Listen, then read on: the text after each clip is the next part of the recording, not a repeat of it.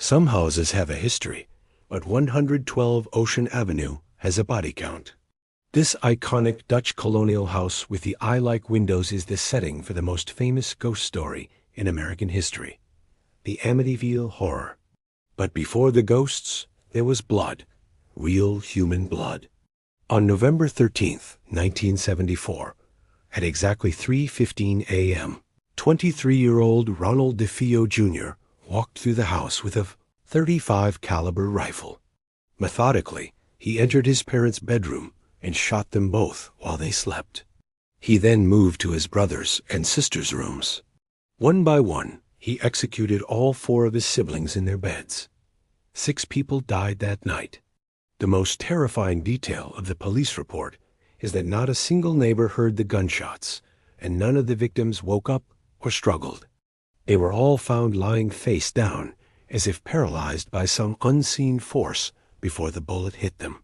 Ronald claimed at his trial, "The voices in the house told me to do it." 13 months later, in December 1975, the Lutz family, George, Kathy, and their 3 children, bought the house. It was a dream home for a bargain price of $80,000. They knew about the murders, but they didn't believe in ghosts. They were wrong. Their 28 days of hell began on the very first day. While unpacking, they asked a priest, Father Ray Pecoraro, to bless the house. As the priest flicked holy water in the sewing room, a deep, masculine voice screamed from the empty air, "Get out." The priest felt a slap across his face and fled the house, later suffering from high fevers and blisters on his hands. He warned George, "Do not sleep in that room." The family tried to settle in, but the house had other plans. Every single night, George Lutz would wake up suddenly at exactly 3:15 a.m. This was the exact time the DeFeo murders had taken place. He would check the boathouse, feeling an uncontrollable urge to check for intruders, while the house temperature dropped to freezing. Strange smells began to plague the home. The scent of old, cheap perfume followed by the stench of rotting excrement. Then came the physical transformations. George, a clean-shaven man, stopped washing and began to grow a beard, looking more and more like the killer, Ronald DeFeo. He spent days sitting by the fireplace, shivering, obsessively feeding wood into the fire. But the children were the primary targets. The youngest daughter, Missy, began talking to an imaginary friend named Jodie. She described Jodie as a pig that could walk on 2 legs and had glowing red eyes.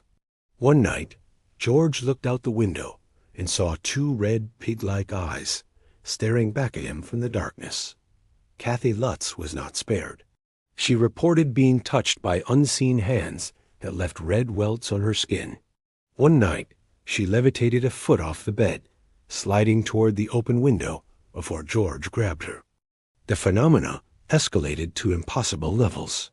Green slime began to ooze from the walls in the hallway. Hundreds of flies appeared in the sewing room in the dead of winter, swarming the window. A marching band sound could be heard coming from the living room, but when George ran downstairs, the room was empty and silent. They discovered a hidden room in the basement that wasn't on the blueprints, a small red room that the family dog refused to go near. The final night was a chaos of terror that the family has never fully described. They claimed the house simply came alive. Doors slammed open and shut continuously. The walls groaned, and a hooded figure appeared on the staircase, pointing at them. Terrified for their lives, the Lutz family fled the house on January 14, 1976. They left their clothes, their food, and their toys behind. They never returned to retrieve a single item. Skeptics have called the story a hoax, a way to make money. But both George and Kathy Lutz took lie detector tests and passed.